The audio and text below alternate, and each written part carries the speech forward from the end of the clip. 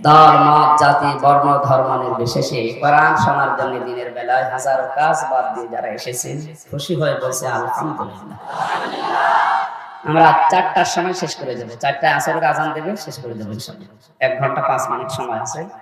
আমার আজকের নির্ধারিত একটা আয়াত পড়েছি কোরআন কারীম থেকে, তাফসীরুল কোরআন মাহফিল লিখেছেন, আমরা তাফসীর আকারে কথা বলবো ইনশাআল্লাহ। যিনি আমাদেরকে ইবাদতের জন্য নিয়ে আসলেন, শুকরিয়া আদায় হবে তার দরবারে। সকলে বলেন তো আলহামদুলিল্লাহ। প্রশংসা আদায় করছি এবং দরুদ আর সালাম পাঠ করছি মুহাম্মদ রাসূলুল্লাহ সাল্লাল্লাহু আলাইহি ওয়াসাল্লামের প্রতি।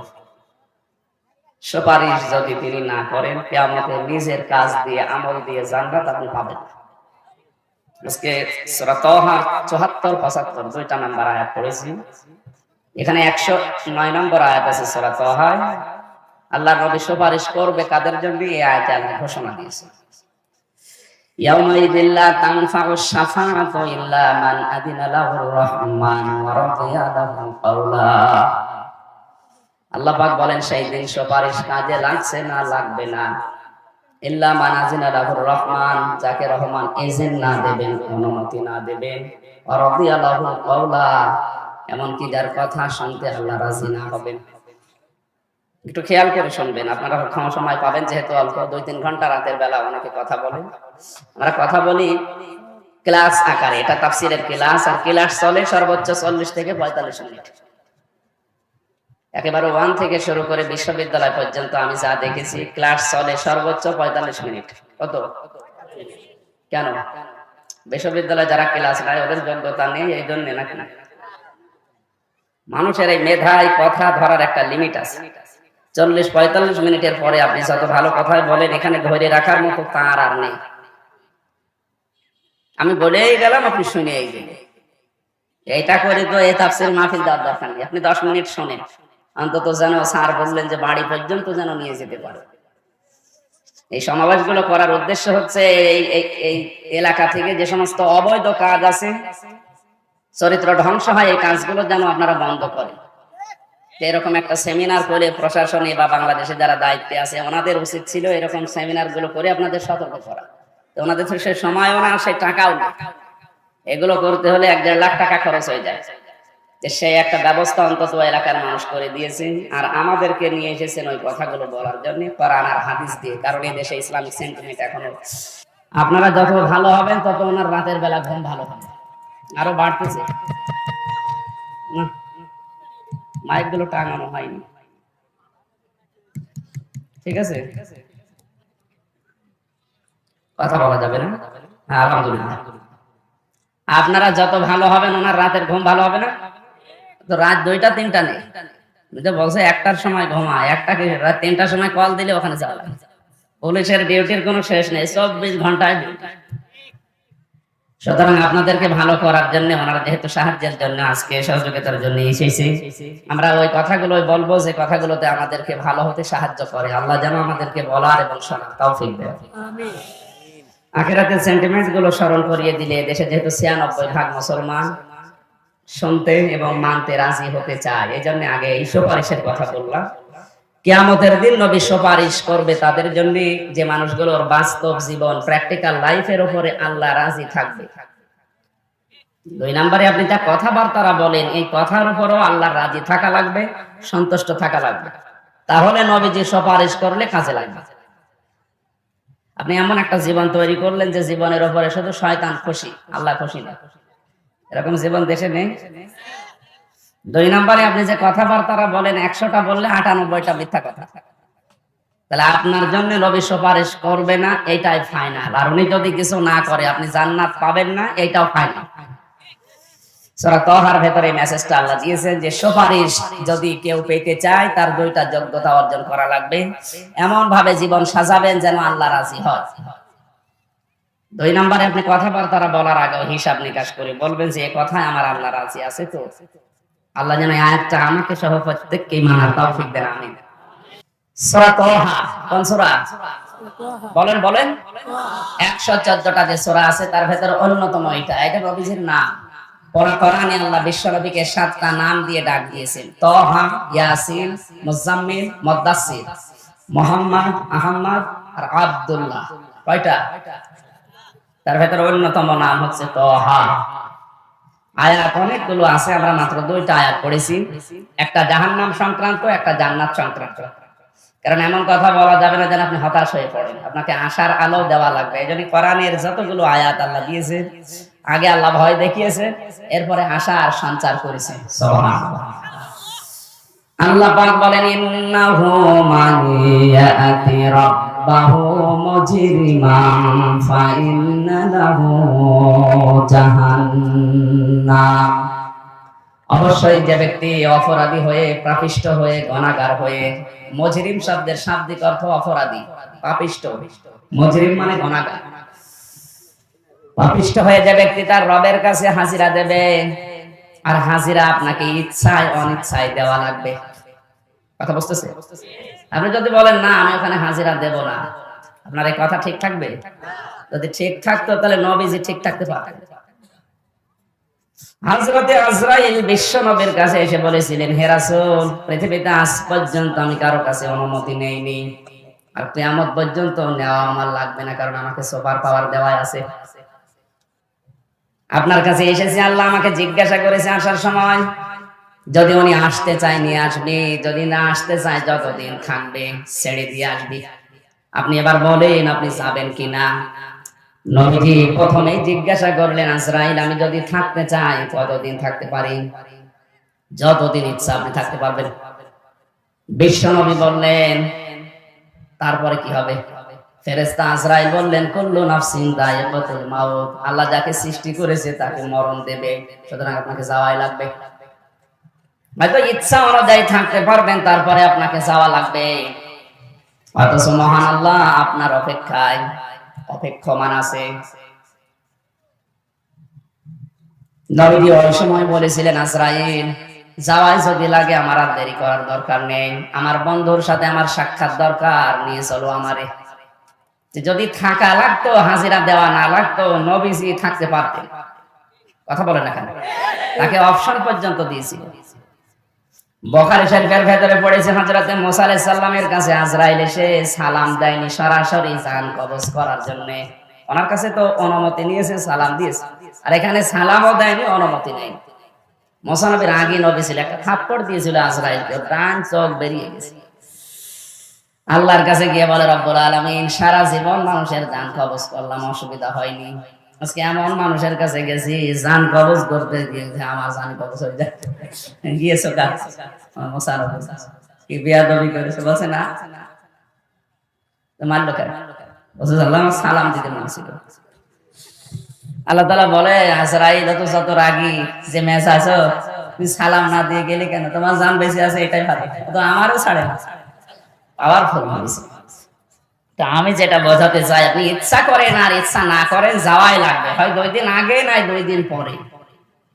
এখানে পাপিষ্ঠ হয়ে, মুজরিম গুনাহগার হয়ে কোন মানুষ যদি তার রবের কাছে যায়, আল্লাহ তাআলা বলেন ফাইন্না লাহু জাহান্নাম, তাকে আমি যেখানে দেব তার নাম কি? জাহান্নাম। লা ইয়ামুতু ফিহা ওয়া লা ইয়াহইয়া, ওখানে লোকটা মরবেও না, বাঁচবেও না।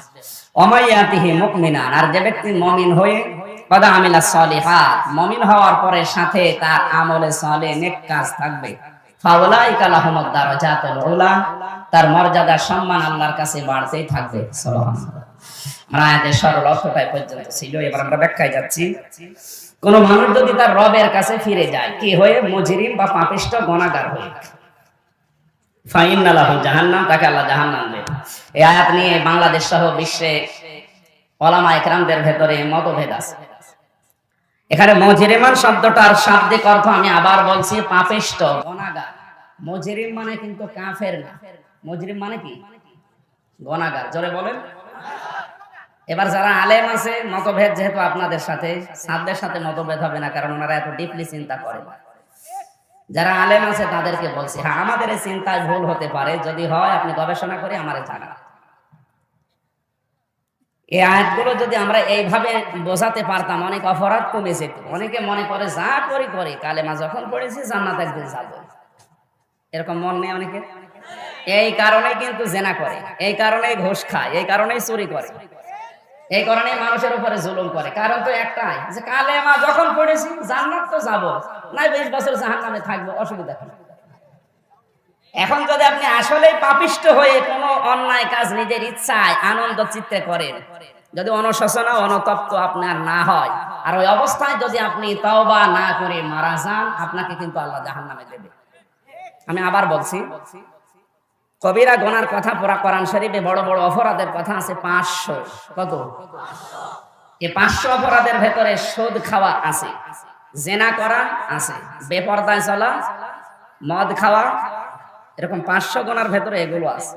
এই বড় বড় কবিরা গুনাহগুলো কেউ যদি ইচ্ছা করে করে, আনন্দ চিত্রে করে, আর তওবা না করে, অনুশোচনা না করে, অনুতপ্ত না হয়, ওই অবস্থায় যদি মারা যায়, ওর ঈমান আর নসিব হবে না।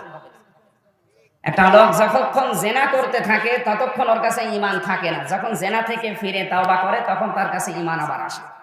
এ পর্যন্ত বুঝেছেন? যতক্ষণ লোকটা ঘুষ খায়, ঘুষের লেনদেন করে, ততক্ষণ ওর ঈমান থাকে না।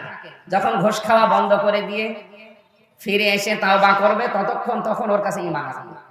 এই যে অবস্থায় গুনাহগার ছিল, এই অবস্থায় যদি মারা যায়, ও কি ঈমান পেয়েছে?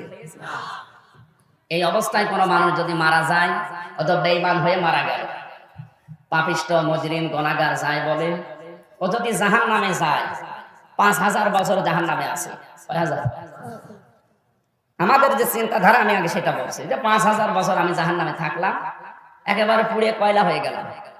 এরপরে আল্লাহ আমাকে যখন জান্নাতে দেবে, তখন হাউজে কাউসারের পানি দিয়ে হায়াতে নহর থেকে গোসল করিয়ে, আগে যে আমির হামজা ছিলাম, আগে ওই আমির হামজার থেকে 70 গুণ শরীর, স্বাস্থ্য, রূপ বৃদ্ধি করে জান্নাতে দিয়ে দিবে। এটা যদি হয়, কোন মানুষ কিয়ামত পর্যন্ত গোনা ছাড়বে? বলেন তো। মনে করবে 50,000 বছর, তাতে কি? ও 50 লাখ বছর আমি জাহান্নামে থাকি, অসুবিধা নেই, কিন্তু যাওয়ার আগে তো আবার যা ছিলাম তাই হয়ে যাবে। দুনিয়ার বিচারের সাথে আখিরাতের বিচারের মিল নেই কেন? কারণ পৃথিবীতে বিচারকরা যারা অপরাধ করে তাদেরকে জিজ্ঞাসা করে, স্যার কোন অপরাধীকে ধরলে জিজ্ঞাসা করে তুই ডাল খাস কিনা। কথা বলছেন না? কিন্তু আল্লাহর বিচারে এইটা নেই। আল্লাহ কোন অপরাধীকে তার অপরাধ সম্পর্কে জিজ্ঞাসা করবে না। ইয়ারাফুল মুজরিমুনা বিসিমাহুম ফায়ুখাযু বিন নাওয়াসি ওয়াল আকদাম। আপনার চেহারার ভেতরে অপরাধের চিহ্নগুলো ফুটে উঠবে। তাফসীরে এই আয়াতে 10 রকম আকৃতির কথা আছে। কিয়ামতে কারো আকার আল্লাহ বানিয়ে দেবে সাপের মতো। কার মতো? সাপের কাজ কি? একটা মানুষকে কামড় দেয়, লোকটা মারা যায়, কিন্তু সাপের কোনো লাভ নেই। আছে? এ পৃথিবীতে অনেক মানুষ এই চরিত্রের আছে। সকাল থেকে ওঠার পরে চিন্তা ভাবনা করে কার ক্ষতি করব, কার 12টা বাজাবো, অথচ নিজের কোনো লাভ হয় না। মাঝখান থেকে ওই লোকটার একটা বিপদ হয়ে যায়। এই যে সাপের চরিত্র দুনিয়ায় যাদের, ওদের আকার আকৃতি কিয়ামতে আমির হামজার মতো থাকবে না, থাকবে ওর চেহারা সর্পের মতো। জোরে বলেন নাউজুবিল্লাহ। সূরা রহমানের ইয়ারাফুল মুজরিমুনা বিসিমাহুম ফায়ুখাযু বিন নাওয়াসি ওয়াল আকদাম ফাবিআইয়ি আলাই রাব্বিকুমা তুকাদ্দিবান। এই আয়াত পড়ে আমি যতটুকু বুঝেছি, বাংলাদেশে অনেকের আকার সর্পের হয়ে গেছে। এলাকায় মনে হয় এরকম 2 নম্বর মানুষ নেই, যারা মানুষের শুধু ক্ষতি করবে, নিজের কোনো লাভ নেই। এই মানুষ যত সুন্দর চেহারার অধিকারী হোক, এদের আকার থাকবে না। আপনি নিজে এবার ভাবেন, আবার আকার থাকবে কিনা। কিছু মানুষের আকার হবে কুকুরের মতো। কুকুরের চরিত্র কি? 2টা কুকুরকে আপনি খাবার দেবেন পাশাপাশি, একটাকে যা দিয়েছেন ও যদি সারাদিন খায় শেষ করতে পারবে না, এরপরও পাশেরটায় হামলা দেয়। এই চরিত্র দুনিয়ায় যাদের আছে, নিজের যা আছে ও যদি মরণ পর্যন্ত খায় তাও শেষ হবে না, এরপর জনগণের টায় হামলা দেয়। এলাকায় মনে হয় থাকলে অত জোরে বলার দরকার নেই, আসতে পারে। আপনি কি করছেন বলেন তো? আপনি যে এই যে কোটি কোটি টাকার সম্পদ এক জায়গায় করে রেখে গেলেন, আপনি তো ভোগ করতে পারবেন না, আর আপনাকে আল্লাহ ভোগ করতে দেবেও না। যারা অবৈধ পথে ইনকাম করে, ওই অবৈধ সম্পদ আল্লাহ তার জীবনে ভোগ করার সুযোগ দেয় না। ওকে মরণের পরে ওর এই সম্পদ গুলো, ওর টাকা পয়সা, অর্থ সম্পদ, ওর ক্ষমতা, ওর ছেলে মেয়ে, স্ত্রী পুত্র, ওর দলের লোক দিয়ে আরো অবৈধ কাজে ব্যয় করা। একদিকে ও তো অবৈধ ভাবে ইনকাম করে কবরে আপেল খাচ্ছে, আপেল যা খাচ্ছে। দ্বিতীয় নম্বর ও যা রেখে গেল, ওইটা দিয়ে যা করছে, ওগুলো তো একটা ভালো কাজে ব্যয় হয় না। ওর ছেলে বলেন, বউ বলেন, ওর দলের লোক বলেন, এমন এমন কাজে ব্যয় করে ওর কবরের আযাব আরো বাড়তেই থাকে। এটা আছে সূরা আনআম 7 নাম্বার পারা 10 নাম্বার পৃষ্ঠা 5 নাম্বার লাইনের 31 নাম্বার আয়াতে, হাত্তা ইযা জাআতুহুমুস সাআতু বাগতাতান ক্বালু ইয়া হাসরাতানা আলা মা ফাররাতনা ফিহা ওয়া হুম ইয়াহমিলুনা আওযারহুম আলা যুরুরিহিম আলা সামা ইয়াসিরুন। আল্লাহ পাক বলেন, এখানে কথা বলে কে এত বেশি? কিছু আনা লাগবে এনাদের, এখানে কেউ যেন না আসে, এখানে কেউ যেন না আসে। 1 ঘন্টার ভেতরে তো আর 15 মিনিট চলে গেল। বিশ্বনবী পৃথিবীতে সর্বোচ্চ কথা বলেছিলেন 27 মিনিট আরাফাতের ময়দানে, কিন্তু মেন কথাগুলো এসে গেছে। এই 27 মিনিটে যে বক্তব্য তিনি দিয়েছিলেন কিয়ামত পর্যন্ত মানুষ গবেষণা করবে, শেষ হবে না। এত গুরুত্বপূর্ণ পয়েন্টগুলো ছিল। আমাদের কথার কোনো অর্থ নেই তো, এই জন্য 5 ঘন্টা 6 ঘন্টা চলে যায়, অথচ ওর ভেতরে কোনো মাল নেই। আল্লাহর নবী মাত্র 27 মিনিটে কি মেসেজ দিলেন যে দুনিয়া আজ পর্যন্ত গবেষণা করে শেষ করতে পারেনি। ওর উপর পিএইচডি হয়। নবীদের এই 27 মিনিটের উপরে 5 বছর গবেষণা চলছে, ডক্টরেট ডিগ্রি, তাও শেষ হয় না। কি বলেছিলেন? আর আমরা, আমাদের কথা আসলে তো ঠিক যে আমরা 1.5 ঘন্টা 2 ঘন্টা 5 ঘন্টা কথা বলি, এর ভেতরে আর সার অংশ কিছু পাই না। যেন আপনি 10 মিনিট শোনেন, মন দিয়ে শোনেন, দেখবেন কিছু বের হবে ইনশাআল্লাহ। হঠাৎ করে যখন মানুষের কাছে মরণ চলে আসে, এই লোকটা তার জীবনের পেছনে তাকিয়ে বলে, আল্লাহ আমি কি করলাম? আমার আফসোস হচ্ছে 60 বছর 70 বছরের জীবনের দিকে তাকিয়ে। এই মানুষগুলো যখন মরণের পরে কিয়ামতে আল্লাহ তুলবে, ওয়াহুম ইয়াহমিলুনা আওযারহুম, জারের বহুবচন আওযার, জার মানে বোঝা, আওযার মানে বোঝা সমূহ, আলা মানে উপরে, জুহুর মানে পিঠ, হিম মানে তাদের। আল্লাহ পাক বলেন তাদের পিঠের উপরে এই গোনার বোঝাগুলো আমি আল্লাহ চাপাতেই থাকবো। শুধু চাপিয়ে দেব তা না, চাপাতেই থাকবো। আয়াতটা পড়ার পরে আমার এই ছোট্ট মেধায় চিন্তা এসেছে, আল্লাহ আওযার দিলেন কেন?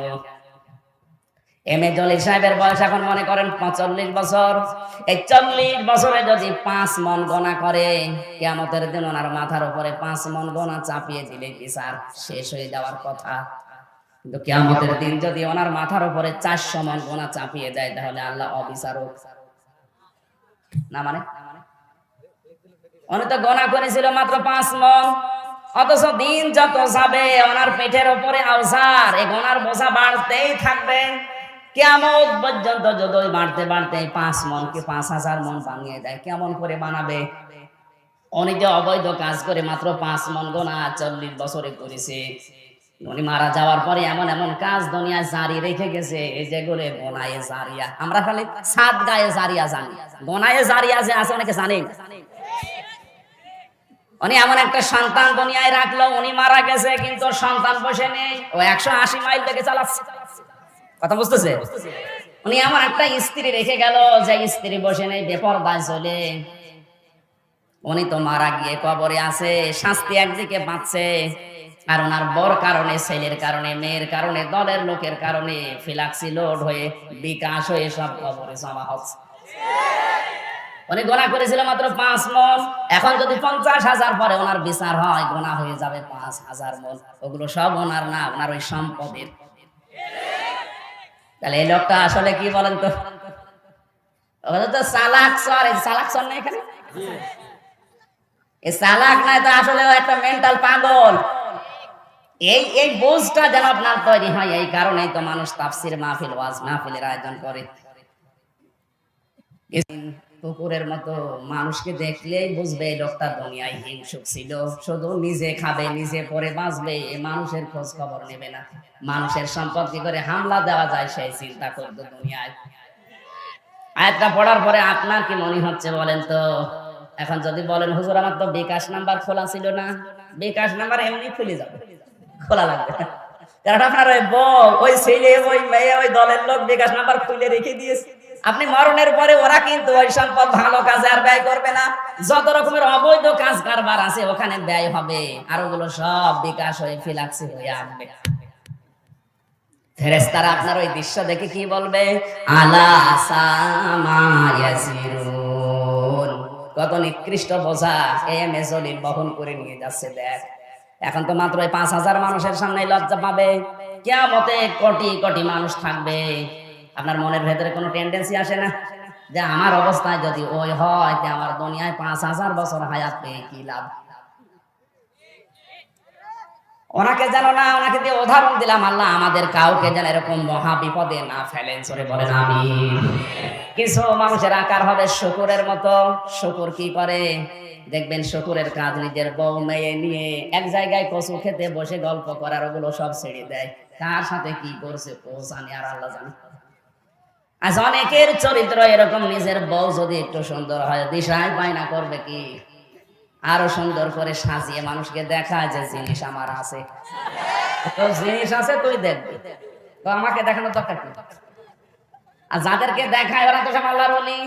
রাস্তাঘাটে দেখে দেখে আনন্দ করে আর উল্টা পাল্টা মন্তব্য দেয়, কি কি মাল গো। আপনার বউ দেখে, আপনার মেয়ে দেখে, আপনার বেটার বউ দেখে যদি কেউ বলে যে মাল গেল, আল্লাহর কসম ওই ভালো মাল ওই পেটে আল্লাহ আর দেবে না। এরপরে যা আসবে সব উল্টা পাল্টা মাল।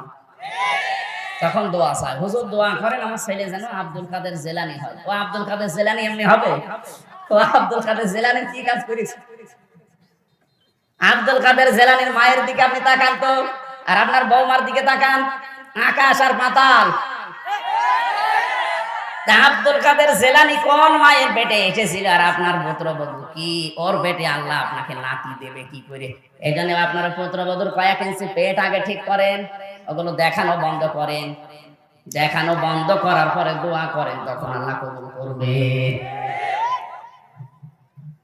এই জন্য যারা নিজের বউ দিয়ে, বেটার বউ দিয়ে, নিজের মেয়ে দিয়ে বেপরদায় চালিয়ে আনন্দ পায়, কিয়ামতে এদের আকার আকৃতি আল্লাহ মানুষের রাখবে না, আকার বানিয়ে দেবে শুকুরের মতো। সরে বলেন নাউজুবিল্লাহ।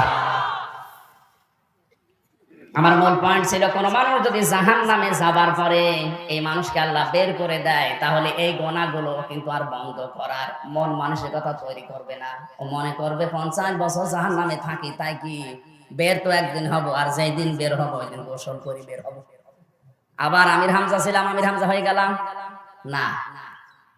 আমার যতটুকু গবেষণা করার নিয়ে আমি যেখানে মুজরিম শব্দটা পেয়েছি, পাপিষ্ট যারা অন্যায় ইচ্ছাকৃত ভাবে করে, আনন্দে চিত্রে করে, তওবা করে না, অনুশোচনা করে না, এই অবস্থায় যদি মারা যায়, লোকটাকে যদি আল্লাহ জাহান্নামে দেয়, কোনোদিন আল্লাহ ওরে আর বের করবে না।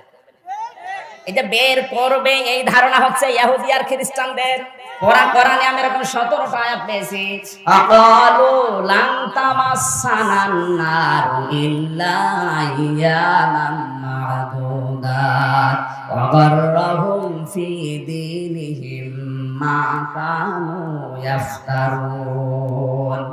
সূরা আলে ইমরান 3 নাম্বার পারা 12 নাম্বার পৃষ্ঠা 4 নাম্বার লাইনে 24 নাম্বার আয়াত। এটা কোরআন এরকম 17টা আয়াত আছে। আল্লাহ পাক বলেন, ওই কাফেররা, বিশেষ করে ইহুদি আর খ্রিস্টানরা বলতো, মুহাম্মদ জাহান্নামে আল্লাহ আমাদেরকে দেবে না, যদিও দেয় বেশি দিন রাখবে না, ইল্লা আইয়ামাম মাদুদা, মাত্র কয়েকদিন পরে বের করে দেবে। এখনকার যে ধারণা আমাদের ভেতরে, ধারণা খ্রিস্টানদেরও ছিল। কাদের? বলেন বলেন। এদের পরবর্তী শব্দ গাররাহুম, তাদেরকে ধোঁকায় ফেলে রেখেছে, ফি দীনিহিম, তাদের এই ধর্মীয় বিশ্বাস, মা কানু ইফতারুন, যেগুলো তারা বানিয়েছে। আমরা যেগুলো বানিয়ে নিয়েছি, আজ যে যা করি জান্নাত একদিন যাবই, না 50 বছর জাহান্নামে থাকলাম, তাতে কি? এই ধারণা কি আমাদের না খ্রিস্টানদের? ওই ধারণা এখন আমাদের ভেতরে প্রবেশ করার কারণে, এই বদ্ধমূল হওয়ার কারণে আমরা অপরাধ ছাড়তে পারি না। কত জায়গায় বললাম, ছাত্র তো মনে হচ্ছে ভালো না। এক ছেলে এসে কাঁদতেছে বাবার কাছে, কাঁদিস কেন?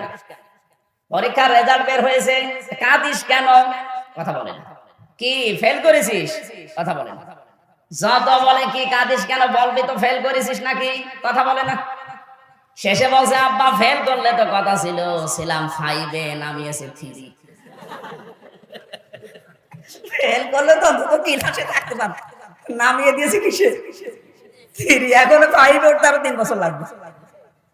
তাই আপনার যদি ওই রকম ছাত্র হতে মাহফিল শোনার দরকার নেই।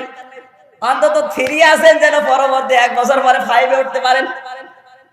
আমি বললাম 17 জায়গায় আছে, যারা আলেম আছে তাদের লিখে নেওয়ার দরকার ছিল। এদের তো ভেতরে কোনো টেন্ডেন্সি নেই, ও এখান দিয়ে শুনছে, এখান থেকে বাড়ি যাওয়ার সময় বের হবে। আপনি মোবাইলে তুলে নেন, লিখে নেন। আমরা তো কথা বলছি মাত্র 1 ঘন্টা, এখানে অনেক তথ্য বের হবে ইনশাআল্লাহ। সূরা হামিম সাজদা, না এটা শুধু সাজদা। সূরা হামিম সাজদা একটা 24 পারায়, আর এটা হচ্ছে শুধু সাজদা 22 পারায়। 15 নম্বর পৃষ্ঠা 14 নম্বর লাইনের 19-20 নম্বর আয়াতে আল্লাহ জানিয়েছেন, কুল্লামা আরাদু আন ইয়াখরুজু মিনহা উইদু ফিহা। আয়া আল্লাহ পাক বলেন, এই মানুষগুলো যখনই জাহান্নাম থেকে বের হওয়ার চেষ্টা চালাবে, সঙ্গে সঙ্গে আল্লাহ তাদের আবার ফিরিয়ে দেবে। ওরা কোরআনে আপনি একটা আয়াত দেখাতে পারবেন না যেখানে জাহান্নামে দেওয়ার পরে আল্লাহ আবার বের করে দেবে, আছে নেই। এগুলো আমরা বানিয়েছি খ্রিস্টানদের মতো, মা কানু ইফতারুন। আমাদের মন যা চায় আমরা ওইরকম মন মানসিকতা তৈরি করে বানিয়ে নেই, আর এটা প্রচার করতে করতে আজ অভ্যাসী হয়ে গেছে মানুষের। এই যে যা করি করি, অসুবিধা নেই, জান্নাত একদিন পাবো, কারণ কালেমা একদিন পড়েছি। আমরা যদি এইভাবে ব্যাখ্যাটা বোঝাতে পারতাম তাহলে অনেক মানুষ ভয় পেত, সংশোধন হওয়ার চেষ্টা চালাতো। না জানি কখন মরণ চলে আসে, অন্তত এই মুহূর্তে আমি থেমে যাই। সবচাইতে বেশি আশ্চর্য লেগেছে আমার সূরা জুমারের 20 নম্বর 19 নম্বর আয়াত দিয়ে, আফামান হাক্কা আলাইহি কালিমাতুল আযাব আফা আনতা তুনকিযু মান ফিন্নার। 23 নম্বর পারা 19 নম্বর পৃষ্ঠার 10 নম্বর লাইনে আছে, 3 নম্বর রুকুতে পাবেন। বাংলাদেশে প্রায় 42টার উপরে তাফসীর আমি দেখেছি, ইংরেজি সহ যত তাফসীর আছে সব মুফাসসির এই আয়াতের ব্যাপারে এক কথাই লিখেছেন, আফামান হাক্কা আলাইহি কালিমাতুল আযাব। হে নবী, যার উপরে আল্লাহর নির্ধারিত কালেমা স্থায়ী হয়ে গেছে, যাকে জাহান্নামে আল্লাহ দেবে বলে সিদ্ধান্ত নিয়ে ফেলেছে, যে লোকটা জাহান্নামের ভেতরে আছে, আফা আনতা, আপনি কি পারবেন তুনকিযু মান ফিন্নার, তাকে জাহান্নামের আগুন থেকে বের করে নিয়ে আসতে? কে বলছে? বলেন বলেন। তার মানে আপনিও পারবেন না। যাকে আল্লাহ জাহান্নামে শাস্তি দেওয়ার জন্য ঢুকিয়ে দিয়েছে, প্রবেশ করিয়েছে, তাকে আপনি জাহান্নাম থেকে বের করতে পারবেন? আল্লাহ যদি বলে পারবেন, যে নবীজি যদি না পারে আর কে পারতে পারে বলেন? আপনি যাদের ধারণা করে আছেন যে আমার বাবা আছে, আমার পীর সাহেব আছে, কিসের পীর? ও তো আরো আগে পালাবে। আপনার বাবা বলেন, পীর বলেন, বুজুর্গ বলেন, এরা যে আগে পালাবে তার প্রমাণ কোরআন দিয়েছে। কিয়ামতের ওই কঠিন ময়দানে কেউ কারো পরিচয় তো দেবেই না, এমনকি মা পর্যন্ত বলবে, তুই কে? আমার তো দুনিয়ায় বিয়ে হয়নি, তোরে পাবো কোথায়? বাবা বলবে, তুই কে? স্ত্রী স্বামীর পরিচয় দেবে না, এমনকি ঈসা নবীর বর্ণনা পড়লাম, তিনি বলবে, আল্লাহ এসে দৃশ্য বানিয়েছো, যুবক মানুষ বৃদ্ধ হয়ে যাচ্ছে, এমন কঠিন অবস্থা। আমার মা মরিয়মের ব্যাপারে তোমার কাছে কোনো প্রার্থনা আমার নেই, তার ব্যাপারে আমি কোনো কথাও বলি না, আল্লাহ তুমি আমাকে বাঁচাও।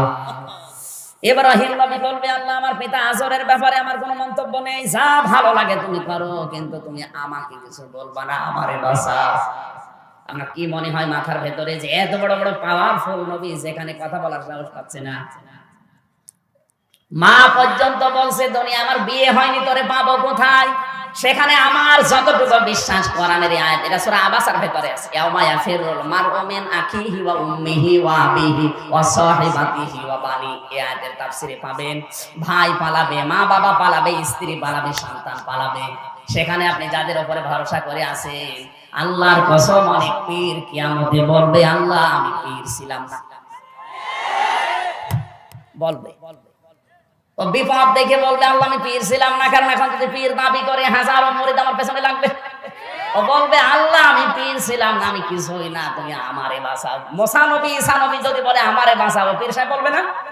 তা আপনার খবর নেবে কোন সময়? আপনার যে খবর নেবে না তার প্রমাণ সূরা মুমিনুন 18 নম্বর পারা 7 নম্বর পৃষ্ঠা 13 নম্বর লাইনের 101 নম্বর আয়াত, সব কাট হয়ে যাবে।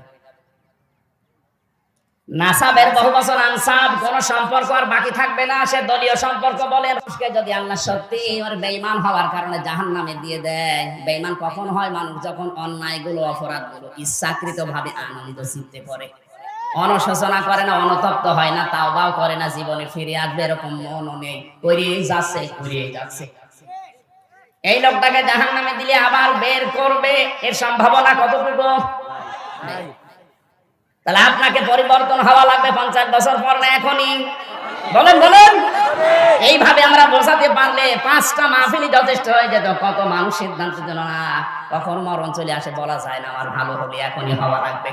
সুতরাং আমি কার জন্য মদের ব্যবসা করছি ওগুলো বাদ দেয়, কার জন্য সুদ খায় ওটা বাদ দেয়, না খেয়ে থাকবো তাও আমি আগুনে যাবো না।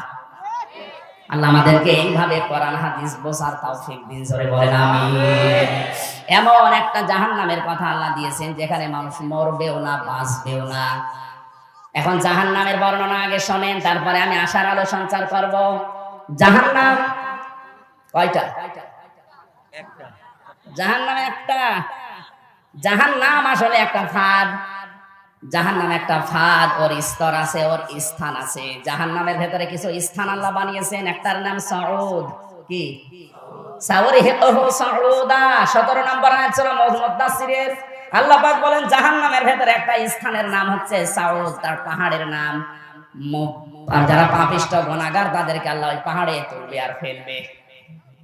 পাহাড়ে তুলবে ফেলবে, আপনি কিছু মনেই করলেন না। পাহাড় দেখেছেন? মনে করছেন চট্টগ্রামের পাহাড়ে মাটির পাহাড়? পাহাড় সৌদি আরবে যান, তামিলনাড়ুতে যান, দেখেন ওগুলো পাথরের পাহাড়। উপর থেকে যদি একটা কাউকে ফেলে দেয়, আমার মনে হয় 50টা পাহাড়ের সাথে পাথরের সাথে ধাক্কা খেলে আপনার খুঁজে পাওয়া যাবে না। জাহান্নামের ভেতরে যে পাহাড় আছে তার নাম সাউদা। ওখানে আল্লাহ পাপিষ্ঠ কাফেরদেরকে তুলবে আর ফেলবে। আর একটা জায়গা আছে জাহান্নামের ভেতরে, স্থান আছে, তার নাম হচ্ছে গাইয়া। নাম কি?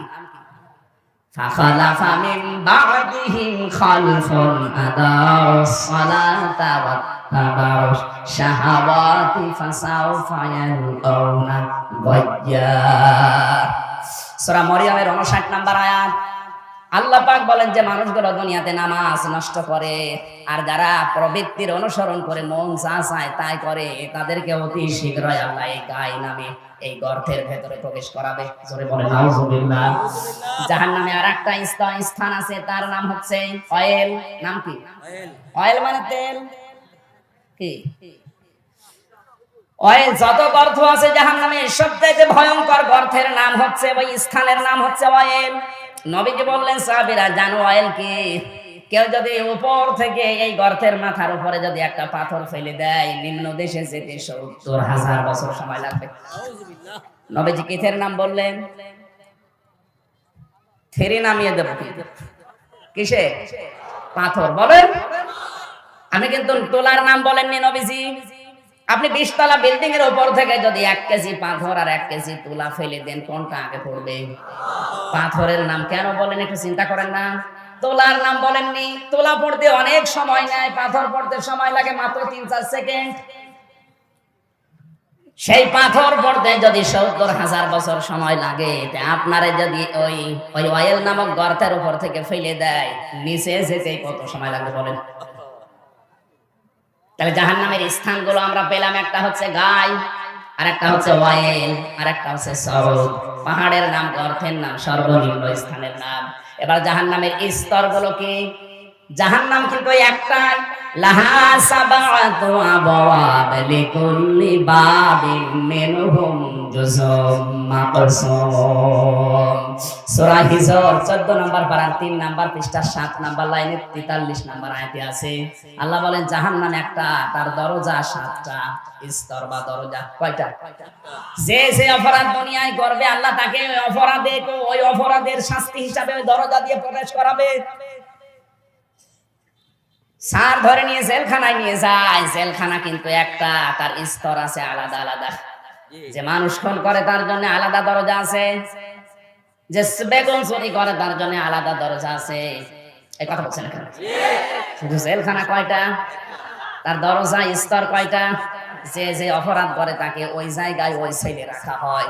জাহান্নাম একটা, কিন্তু দুনিয়াতে যে যে ধরনের অপরাধ করবে আল্লাহ তাকে ওই দরজা দিয়ে ওই স্থানে পৌঁছাবে। এবার আসেন তো, আপনি কোন দরজার সামনে দাঁড়িয়ে আছেন দেখেন, নাকি বলবো না?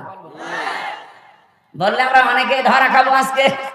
আমরা যদি ধরা খেয়ে যাই, এই মুহূর্তে জাহান্নামের ওই দরজা থেকে দৌড় দিয়ে জান্নাতের যে 8টা দরজা আছে, যে কোনো দরজার সামনে যেন যেতে পারি। সকলেই বলেন আমিন।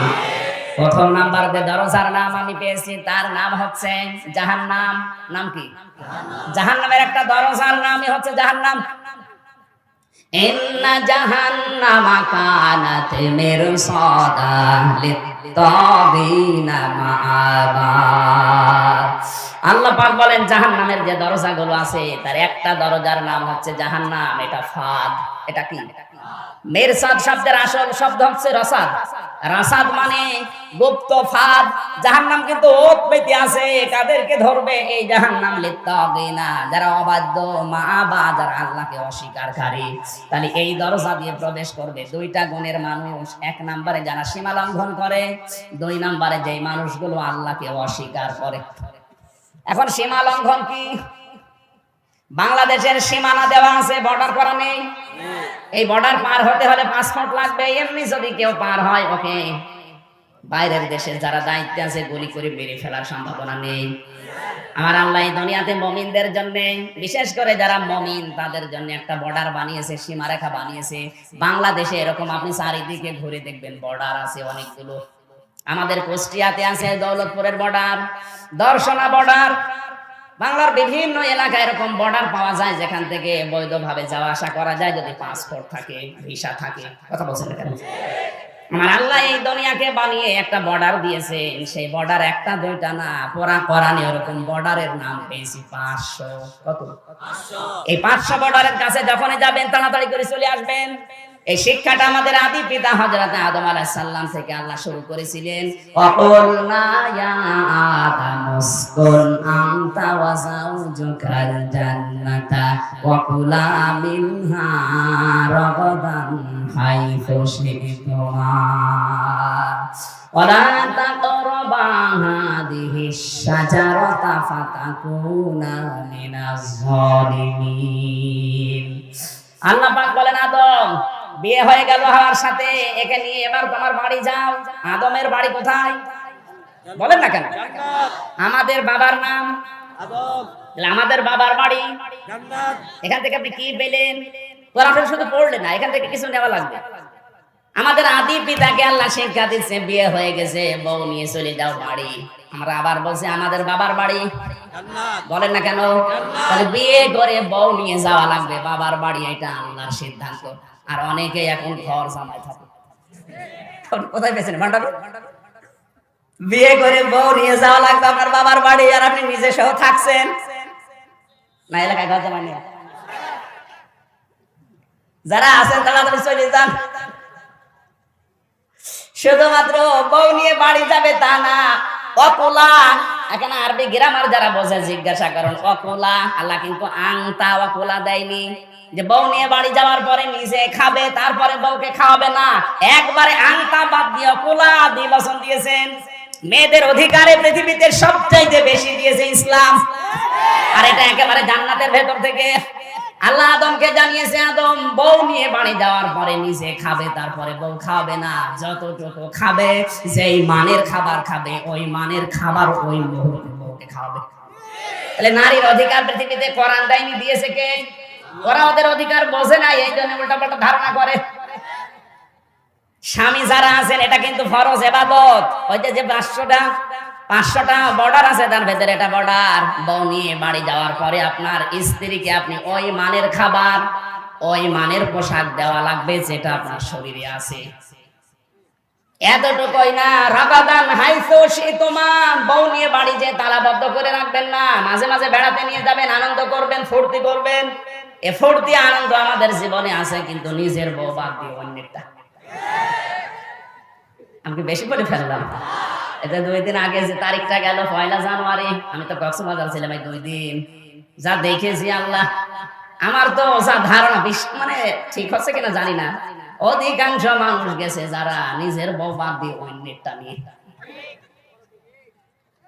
আপনাকে আমি আহ্বান জানাচ্ছি, যদি মুসলিম হিসাবে দাবি করেন আপনি বউ নিয়ে আনন্দ করবেন, ফুর্তি করবেন, বেড়াতে যাবেন, যেখানে ইচ্ছা যাবেন, যা ইচ্ছা খাবেন, কিন্তু সাবধান, ওয়ালা তাকরাবা হাদিহিশ শাজারা, এই গাছের কাছে যাবে না।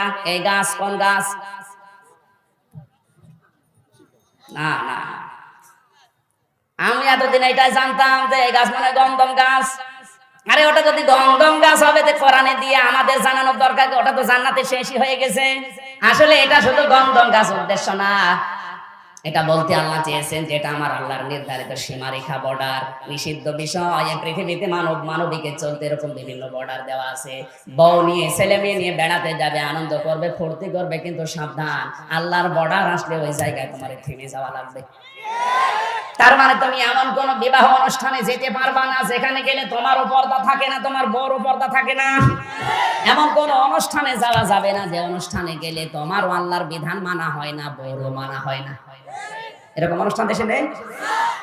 আপনাকে বউ নিয়ে বেড়ানো তো নিষেধ না, আপনি আনন্দ করবেন। রাতের বেলা ঘোরাঘুরি করেছেন, নবীজি নিজে তার স্ত্রীকে নিয়ে দৌড়ের প্রতিযোগিতাও করেছে ফাঁকা পাহাড়ের ভেতরে। যদিও এলাকায় এরকম জায়গা নেই, কিন্তু আপনি ঘরের ভেতরে আনন্দ করেন, অসুবিধা নেই নিজের বউ নিয়ে। আহ্বান জানাবো, আপনি এমন অনুষ্ঠানে যাবেন না যেখানে গেলে আপনার আল্লাহর সীমারেখা পার করা লাগে। আমার কি অনুষ্ঠানের নাম বলে দেওয়া লাগবে? এদেশে কত শিশু মেলা হয়, শিশু নেই, শুধু শিশুর খালার আর মামার।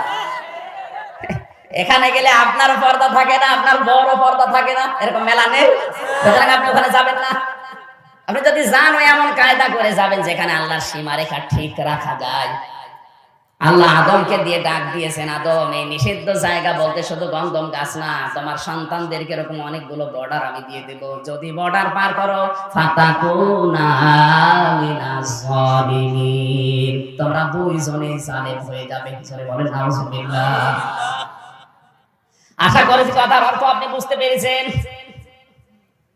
জাহান্নামের যে দরজা দিয়ে আল্লাহ প্রথমে প্রবেশ করাবে, যে আল্লাহর সীমা রেখা যারা মানে না, আল্লাহর নির্ধারিত সীমানা দেওয়া আছে, এই সীমাগুলো যারা ওভারটেক করে, যারা সীমা লঙ্ঘন করে, 2 নম্বরে আল্লাহর আয়াতকে যারা অস্বীকার করে, এই 2টা কারণে যে দরজা দিয়ে যাবেন, ওই দরজার নাম কি? আরো জোরে বলেন। 2য় নম্বরে যে দরজা দিয়ে আল্লাহ মানুষকে প্রবেশ করাবে, ওই দরজার নাম হচ্ছে হোতামা। নাম কি? সবাই বলেন। হোতামায় যাবে কারা? ওয়াইলুল লিকুল্লি হুমাযাতিল লুমাযা আল্লাযী জামাআ মালান ওয়া আদ্দাদা ইয়াহসাবু আন্না মালাহু আখলাদা কাল্লা লা ইউনবাদান্না ফিল হুতামা ওয়া মা আদরাকা মাল হুতামা নারুল্লাহিল মুকাদ্দা। আল্লাহ পাক বলেন, আপনি কি জানেন জাহান্নামে হোতামা কাকে বলে? নবীজি বলেন না, আল্লাহ পরিচয় দিচ্ছে, এটা হচ্ছে আমি আল্লাহর জ্বালানো আগুন। জাহান্নামের সব আগুন তো আল্লাহ নিজেই জানিয়েছেন, কিন্তু হোতামার আগুনটা আল্লাহ স্পেশাল ভাবে আলাদা করে জ্বালিয়েছে, তার মানে এটা তীব্রতা আরো বেশি। কথা বলেন না কেন? দুনিয়ার আগুনের সাথে হোতামার জাহান্নামের আগুনের পার্থক্য কি? দুনিয়ার আগুন যেখানে লাগে ওই জায়গা আগে পুড়ে যায়। ঘুমাচ্ছে? দুনিয়ার আগুন যেখানে লাগে ওখানে আগে পুড়ে যায়, আর হোতামার আগুন যদি শরীরের কোন জায়গায় লাগে আগে কলিজা পুড়ে শেষ। এত তীব্রতা। এখানে যাবে কারা? এবার আপনি মিলান তো, আপনি আছেন কিনা? ওয়াইলুল্লি কুল্লি হুমাযাতিল লুমাযা, যারা সামনে পেছনে মানুষের গীবত করে, মানুষকে ছোট করার জন্য একে অন্যের কথা তালাতালি করে, একে অন্যের কথা লাগিয়ে সমাজের শান্তি নষ্ট করে। এই চরিত্র বাংলাদেশে এখন নেই। একের কথা অন্যের কাছে লাগিয়ে তালাতালি করে মানুষের সম্পর্ক নষ্ট করে দেয় যারা। অনেকে মনে করছে এ আবার কতটুকু, এটা করলে কি হয় না। এই অপরাধের কারণে এলাকার মানুষের দোয়া পর্যন্ত আল্লাহ কবুল করা বন্ধ করে দেয়। এই অপরাধ যারা করছেন থেমে যান। যারা তালাতালি করছেন, একের কথা অন্যের কাছে লাগান, কাউকে ছোট করার জন্য, হেয় প্রতিপন্ন করার জন্য কথা বলেন, এটা বন্ধ করেন, নয়তো কিন্তু আপনি হোতামা জাহান্নামের দরজার দিকে দাঁড়িয়ে আছেন। মুসা নবীর জামানায় একবার বৃষ্টি বন্ধ ছিল।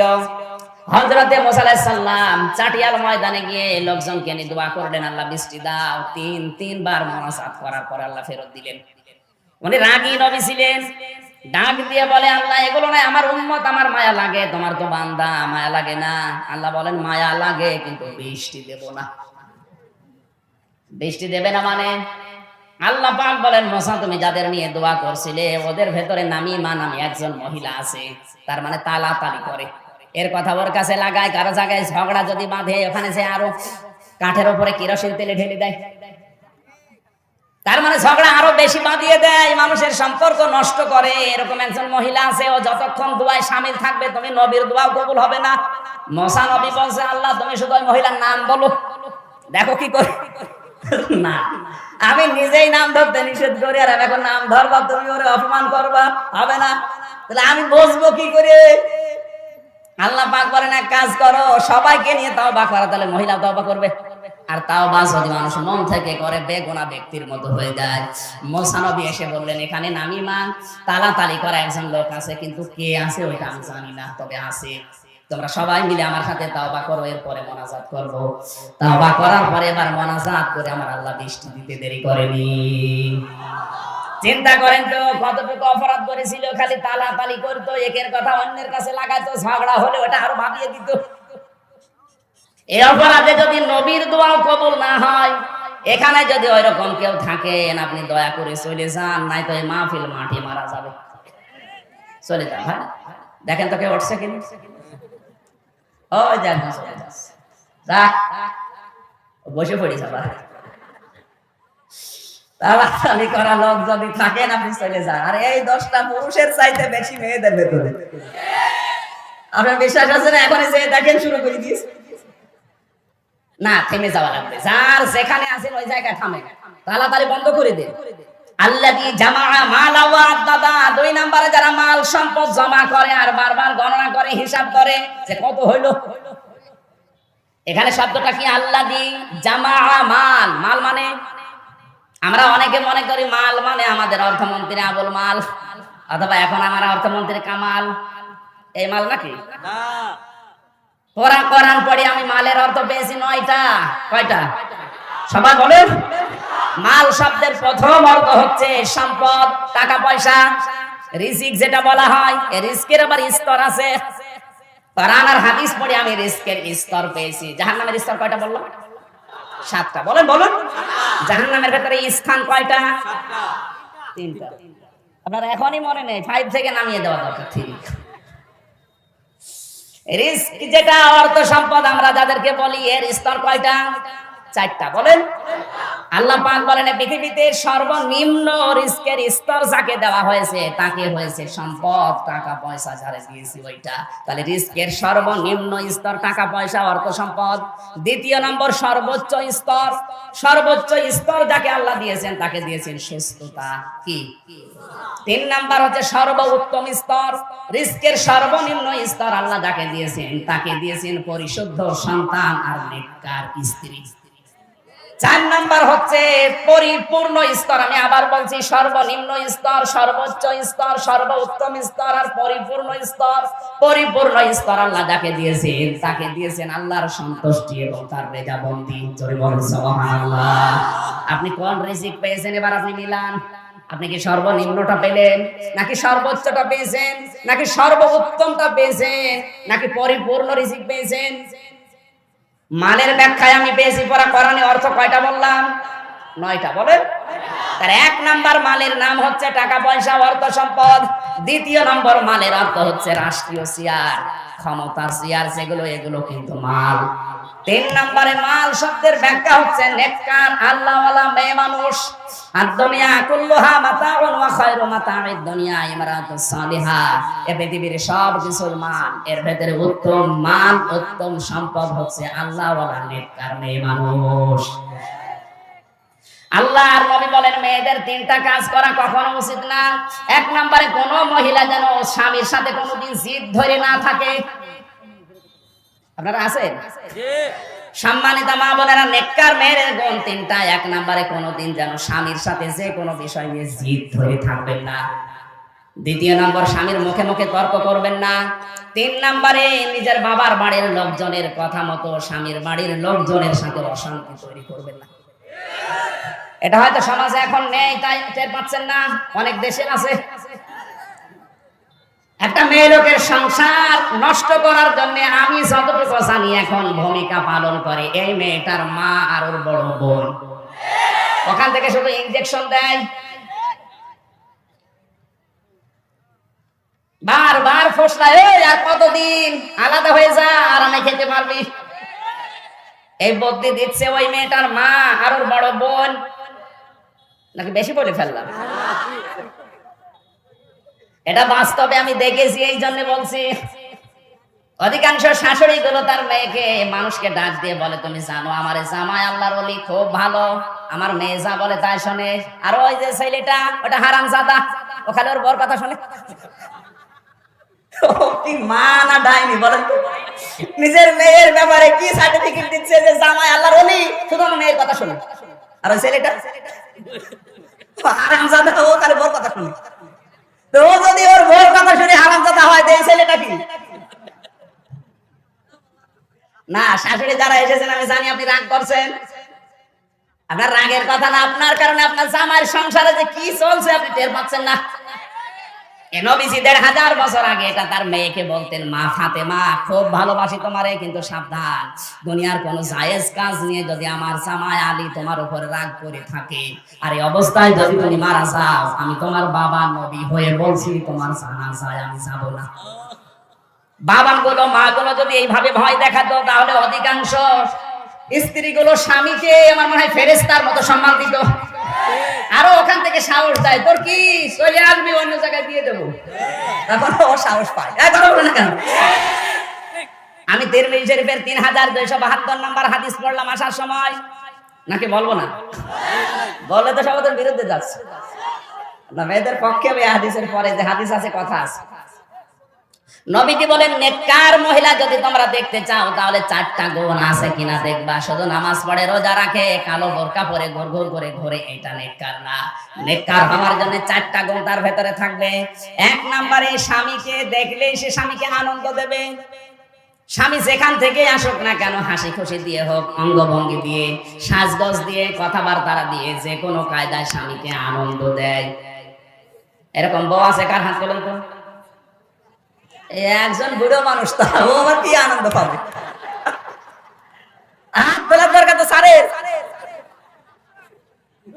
এই বাবা যাচ্ছে একদম 80 বছরের মুরব্বী হাত তুলেছে, ও আনন্দ পেলেই কি না পেলেই, ও আনন্দ দরকার আছে। যুবক মানুষ একটা হাত তোলেনি, তার মানে এরকম বউ এলাকায় নেই। মা বোনেরা, এই ছোটখাটো বিষয়ের জন্য কিন্তু আপনার স্বামী পরকীয়া প্রেম করে, লাইন করে। ঠিক লাইনে আছে। আমি পরকীয়া প্রেমের যে শাস্তি গুলো আছে না, সময় তো শেষ হয়ে যাচ্ছে, পয়েন্ট গুলো শেষ করা দরকার, অনেকগুলো কথা আছে। 2 নম্বর, স্বামী যদি কোনো জায়েজ হুকুম করে, আমি আবার বলছি, স্বামী যদি কোনো জায়েজ হুকুম করে, ওর জীবন থাকতে সে মেনে নেয়। কথা বুঝতেছেন?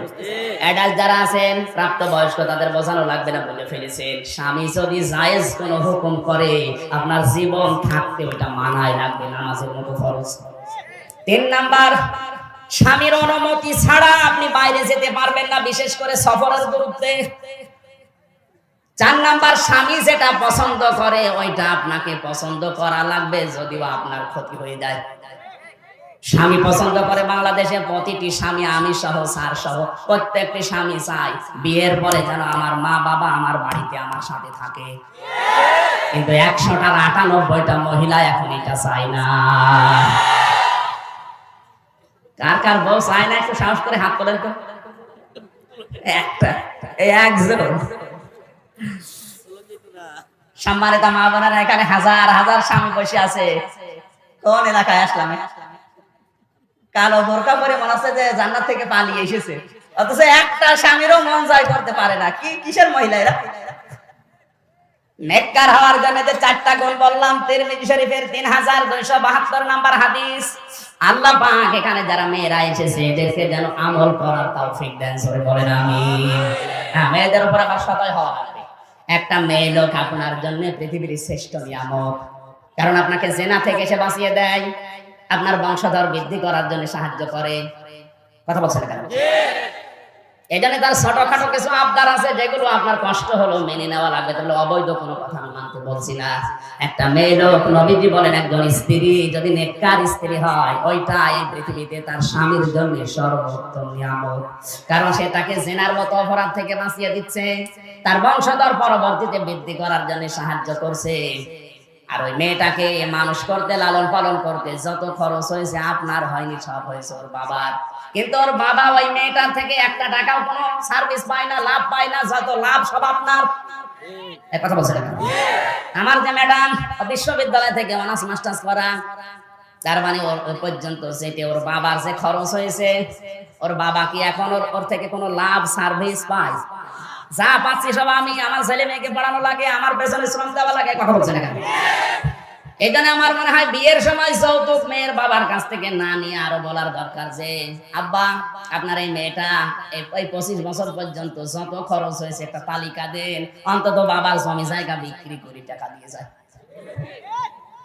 আরো যারা যৌতুক দাবি করেন না, মানুষের মতো কাজ করছেন। আমরা কথা দিয়েছিলাম 4টায় আজান হবে, 4টা পর্যন্ত কথা